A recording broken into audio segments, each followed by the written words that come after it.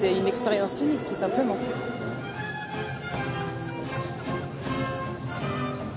Une belle aventure, on a fait la connaissance de beaucoup de personnes qu'on ne connaissait pas, qui viennent de tout horizon. Et même nos voisins les plus proches, qu'on ne connaissait pas forcément.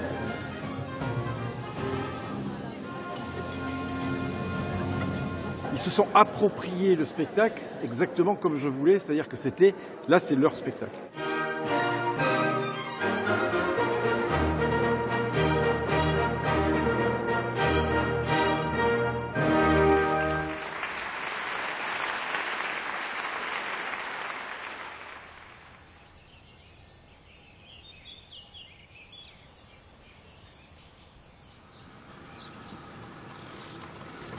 Quand j'ai franchi la porte, j'ai pleuré.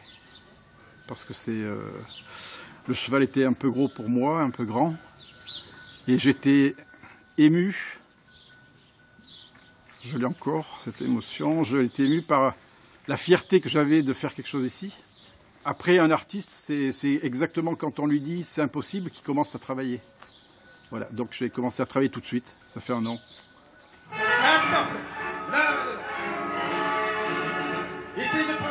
Il est scénographe. Il est aussi peintre et diplômé d'architecture. Mais si cet artiste complet accepte le projet fou que lui propose le directeur de la Saline, c'est d'abord pour y inclure des hommes et des femmes. Et faites des jambes raides, grands pas. Vous allez, voilà, ça va être beaucoup plus physique. Allez, on essaye tous là en même temps, là, allez, faites-le. Là, grand pas devant. Ça m'a demandé 6 mois de travail pour flâner dans la campagne, aller voir les gens, parce que je suis allé voir les gens, faire des réunions, inviter les gens dans les bars, partout, dans les écoles, et j'expliquais ce que je voulais faire. Et je leur dis, si le pari vous plaît, venez avec moi. Et les gens sont venus. Je suis allé le premier à la première réunion d'information, et en parlant après à table, à l'occasion, pourquoi pas. Martin a suivi, mon épouse, et puis Louis à la suite. Donc finalement, on se retrouve les 4 dans l'aventure. On a adhéré tout de suite au projet. Donc on est allé à la première réunion de Dominique et puis voilà, ça a bien fonctionné avec Dominique, il met les gens à l'aise et on a été partants tout de suite, quoi. C'est normal que je participe en tant que voisin et puis moi, plus il y a de monde à la Saline, plus ça m'intéresse. Eh bien, j'ai été contacté par mail par la Saline. Me demandant si je voulais participer à cette aventure. Donc, j'ai dit OK. Moi, cette année, j'avais un pari quand même face à vous. Moi, j'arrive de Nice, je suis italien. Quand j'ai dit, moi, je veux faire ça, c'était l'an dernier au mois d'août, on m'a dit, mais vous êtes archaïstan, vous n'avez pas de peau. Vous n'avez pas de peau parce que vous n'aurez personne. Il n'y a personne qui va venir. Ça va, on n'a pas d'accent. Ah, t'as pas d'accent? Moi, j'ai pas d'accent. Moi, je peux dire que j'ai pas d'accent. Ah non. Mais toi, t'as pas de peau. Bon, allez, 100, puis 200, puis 300. Au fil des mois, la troupe est de plus en plus fournie, avec un petit groupe de fidèles qui, en plus des répétitions, se retrouvent pour bricoler ou coudre. On en a déjà 5. Déjà 5, et puis 5 et 4, 9, on en a 11, ça fait une quinzaine de costumes. Dominique, c'est vos petites mains, hein? Oui, là c'est l'atelier de couture du spectacle Luxe Salina, donc on a une dizaine de costumes 18e à faire. Les ponchos, on est à combien, Claudine? 50, c'est sûr. Voilà, 50 sûrs, il nous en reste 100 à faire. À savoir qu'on est tous bénévoles, qu'on fait tout ça, qu'on fait tous nos costumes avec la récupération. Alors donc, ça c'est des vieilles nappes, du tissu de la récup et des vieilles dentelles, voilà. Ça c'est un petit peu de du tissu qu'on a froncé, du petit tissu qu'on a froncé. Et derrière, c'est pas lassé même, hein. Voilà.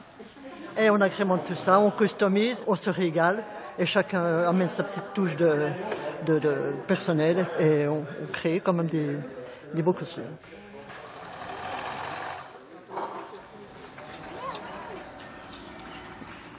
Tableau 2, c'est le travail. Donc la Saline, qui est pas un palais mais une usine, est en activité.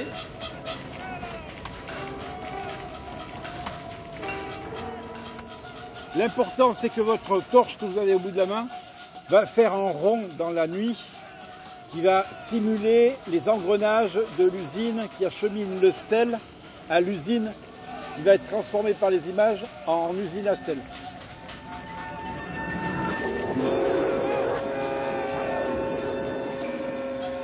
À un moment donné, vous allez entendre une sonnerie. À la sonnerie, pour une sonnerie, c'est une belle sonnerie, vous faites demi-tour et vous faites 2 pas en avant. À ce moment-là, les projecteurs qui sont derrière vous vont vous projeter en ombre chinoise sur le mur de la saline, où on verra aussi des images projetées.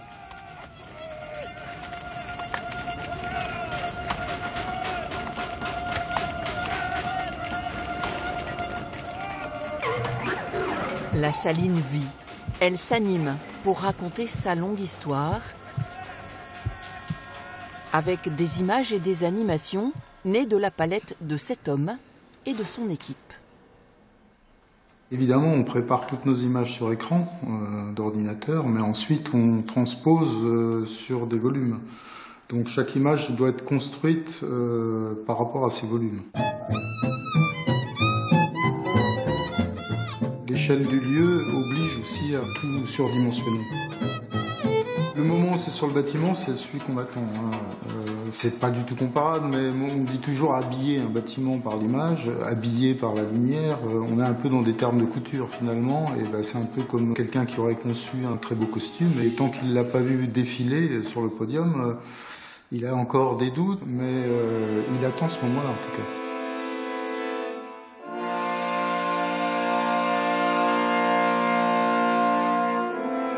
Ce que je voulais, c'est qu'il y ait vraiment plus des impressions, des émotions autour de cette saline qu'une histoire voilà, très écrite, très voilà, historicisée, etc.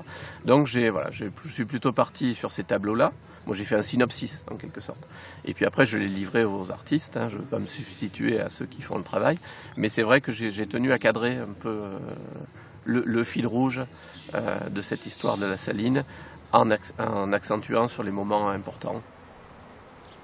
Pour le tableau de la destruction, rappelle-nous quand même, cher directeur, l'histoire de toutes ces destructions.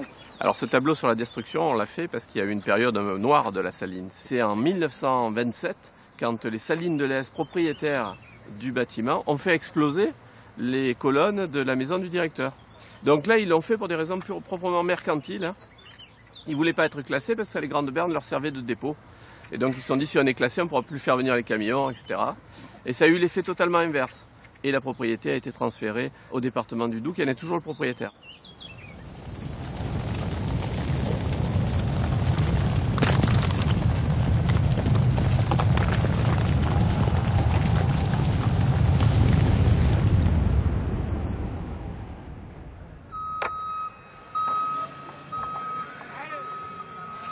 Professionnels du spectacle et bénévoles occupent désormais toute la saline. Chacun se prépare à vivre ensemble la même aventure artistique. Comment allait la belle Huguette, Jean-Claude? Oh, super. On peut refaire un tour? Oui. Bon, là, on est en train de débourrer les chevaux parce qu'il faut que le cheval aussi s'entraîne à tous les bruits. Et là, aujourd'hui, Dieu sait s'il y a tous les bruits, puisqu'il y a tous les machinaux. Après, partant de là, s'il y a 2 ânes devant, comme il y a maintenant, le cheval, il suit l'âne. Huguette, donc, c'est l'élément moteur. C'est elle, j'ai voulu la mettre en valeur, elle plus que moi, parce qu'en fin de compte, on ne va pas me voir, et puis je ne tiens pas particulièrement. C'est pour faire reconnaître un peu cet animal qui est toujours méprisé, tête de mule, machin, et qui, en fin de compte, est une bête adorable. Hey, Huguette, hop, trottez. Elle commence à prendre ses marques. Bon, c'est sûr qu'il faut un temps d'adaptation. En plus, cet après-midi, il fait chaud. Il y a une musique, c'est des cris de baleines. Donc Huguette n'est pas trop habituée à rencontrer les baleines dans la région. Et il y a plein de travaux, de tracteurs, de choses comme ça. Mais dans l'ensemble, ça se passe pas trop mal. Derrière, Huguette, là, on fait du calot. Et avec la bande de son, ça va parce que ça va être encore plus fort le soir du spectacle. Donc, tant qu'on n'a pas essayé, on ne peut pas trop savoir, mais apparemment, on couperait un peu les haut-parleurs qui sont de ce côté-là. Pour pas qu'elle soit. Et laisser les autres, effrayée. qu'elles ne soient pas directement dans les effrayée, oreilles. ouais.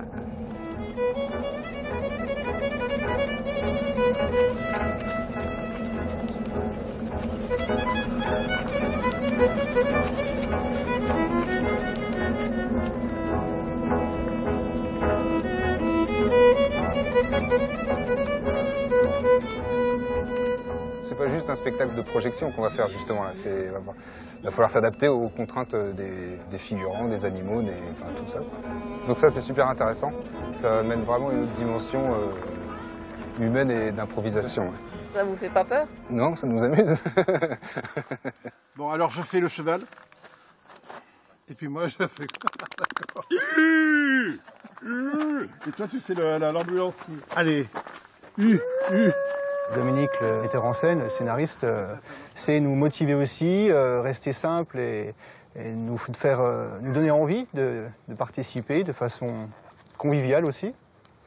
On se prend pas la tête dans le spectacle, hein? On ne se prend pas la tête du tout, non, c'est vraiment, venez comme vous êtes, faites ce que vous voulez aussi, chacun apporte sa petite touche, et c'est ça qui est intéressant.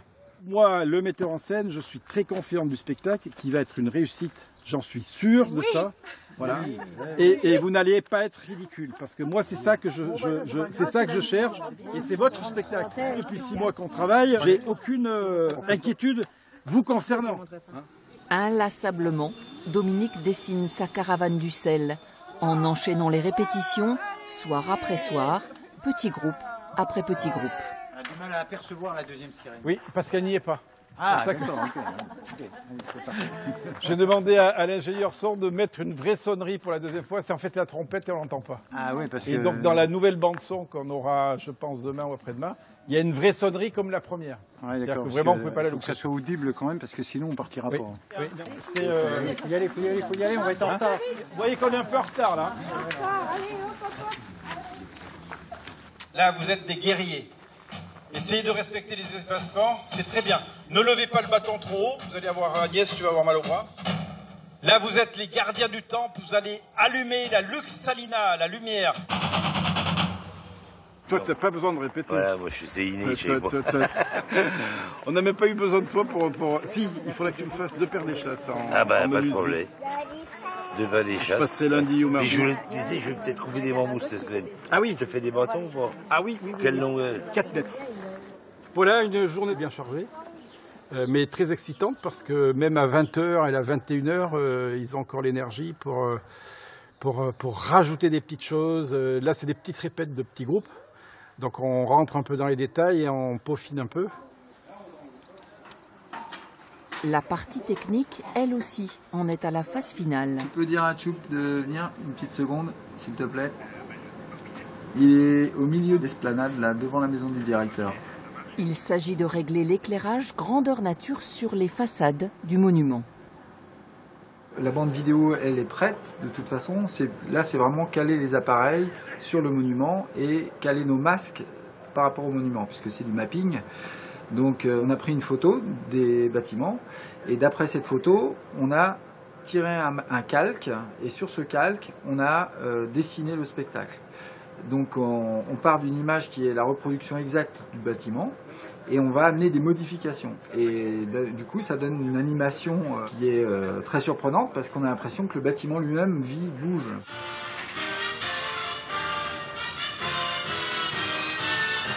Essayez de prendre tout l'espace.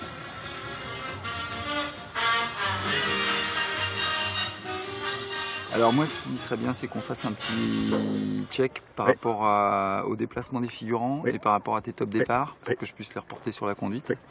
Parce que là, j'ai... Alors, je pourrais te donner une conduite définitive demain vers midi. D'accord. On se prend un petit apéro, on fait un check, déplacement. Yes. En même temps que le spectacle démarre, on vous donnera une feuille de route où il y aura tout le plan des déplacements de tout le spectacle. À un moment donné, vous allez entendre padadadam, et là vous sortez le drapeau. Ça dure 5 fois la bêtise là.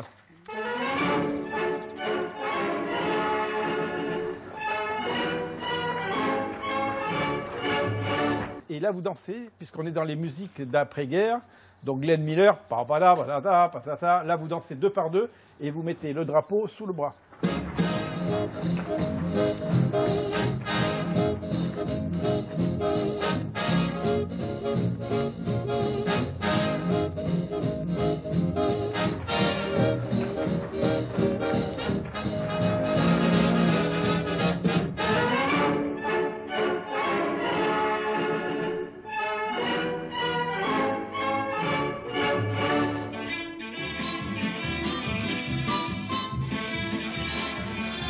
Oui. Oui, c'est très bien comme ça, pas plus que ça. Ouais, c'est bien comme ça. Prenez l'espace, prenez l'espace. Qu'est-ce qu'on attend pour faire? Ouais, c'est bien là. C'est bien. Attention!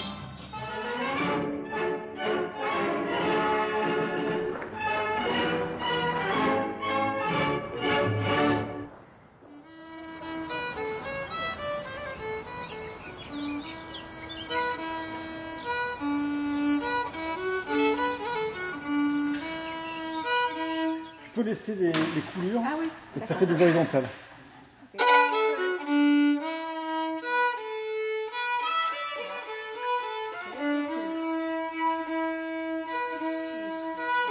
C'est très bien. Je vois que c'est simple. C'est super. Ça, c'est fait pour faire des publicités, c'est des années 50. Donc voilà, c'est Lustucru, c'est Lips, c'est Alsa, c'est Mon Savon, c'est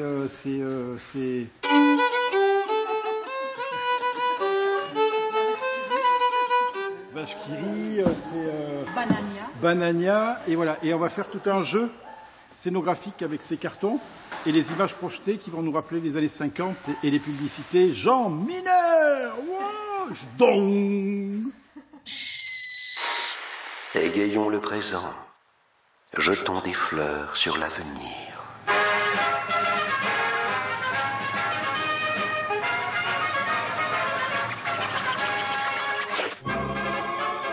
Alsa, Alsa, la levure alsacienne, Alsa, Alsa.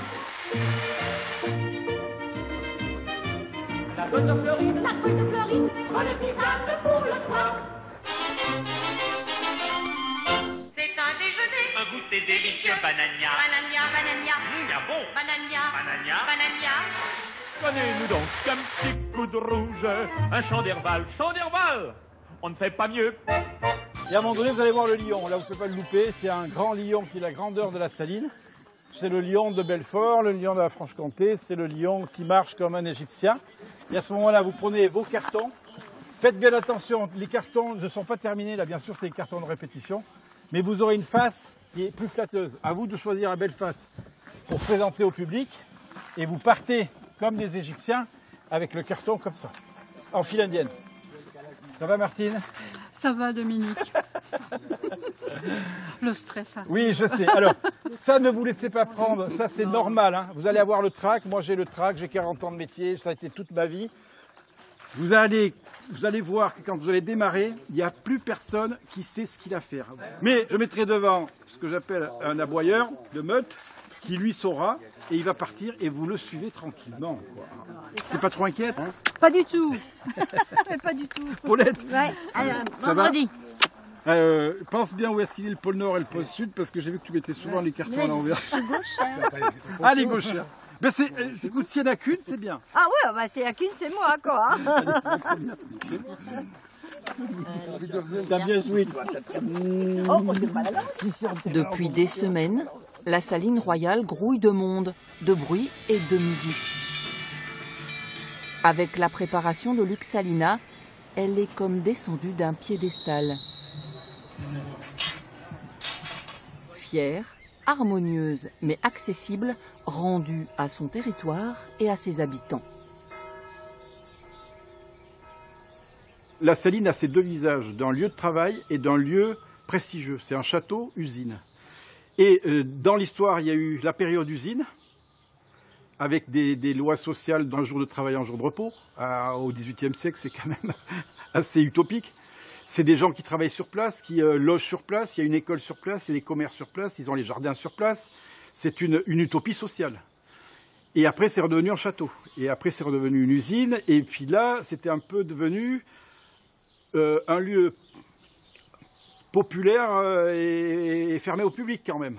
Voilà. Et c'est ce pari-là qu'on est en train de jouer, c'est de redonner ce lieu, sa popularité et son côté grand public, ouvert. Ça a changé de direction récemment. Les années précédentes, c'est trop sophistiqué pour la région, quoi, à mon avis. Non, parce qu'elle faisait des trucs sur la philosophie, des trucs. Ben, ici, ça intéresse personne, la philosophie. Enfin, personne, non. C'est pas le mot, mais ça intéresse pas grand monde. Là, c'est plus populaire. Voilà, c'est plus populaire, voilà.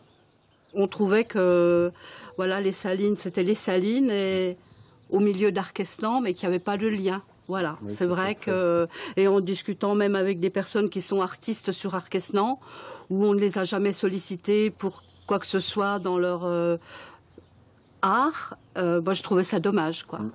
Ils avaient eu parfois dans le passé le sentiment que la saline était un monde qui était clos pour eux, ce qui est étonnant, parce que c'est vraiment au milieu du village, puisque Arquestan, hein, c'est le trait d'union, c'est la saline royale. Donc c'est vrai, je l'ai ressenti, ça a été exprimé, et cette idée de spectacle vient de là. C'était renouer avec la population locale. On aurait pu effectivement commander un spectacle à l'extérieur, et puis voilà, les gens seraient venus aussi. Mais je voulais absolument qu'il y ait une participation publique, qu'il y ait des gens qui s'investissent dedans. Et ça a fonctionné, et je crois qu'on a renoué avec le tissu associatif local.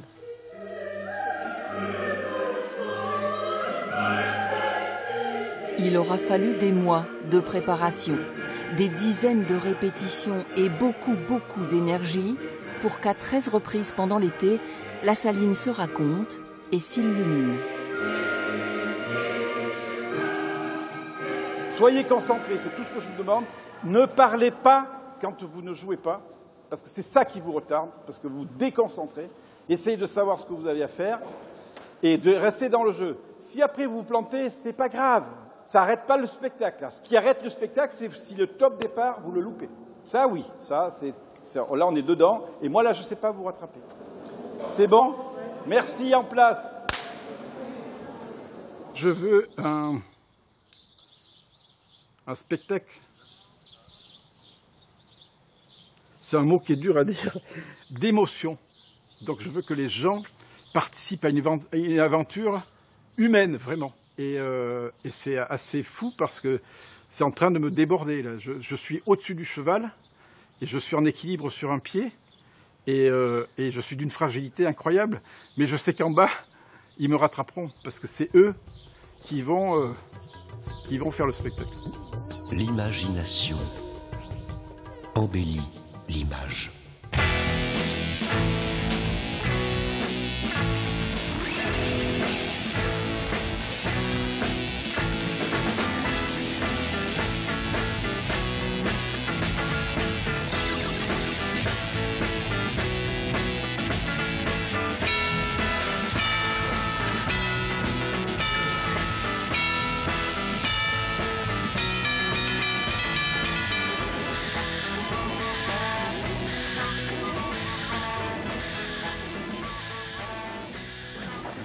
Vous enlevez vos habits et vous enlevez vos ponchos, vous enlevez vos accessoires, les lampes.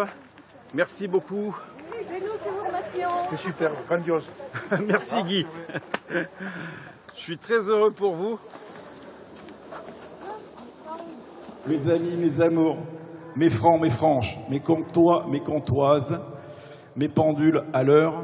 Que vous dire de plus que vous ne savez déjà? C'est que vous avez investi ce spectacle de votre énergie. Quand vous rentrez, vous faites peur, tellement vous êtes fort.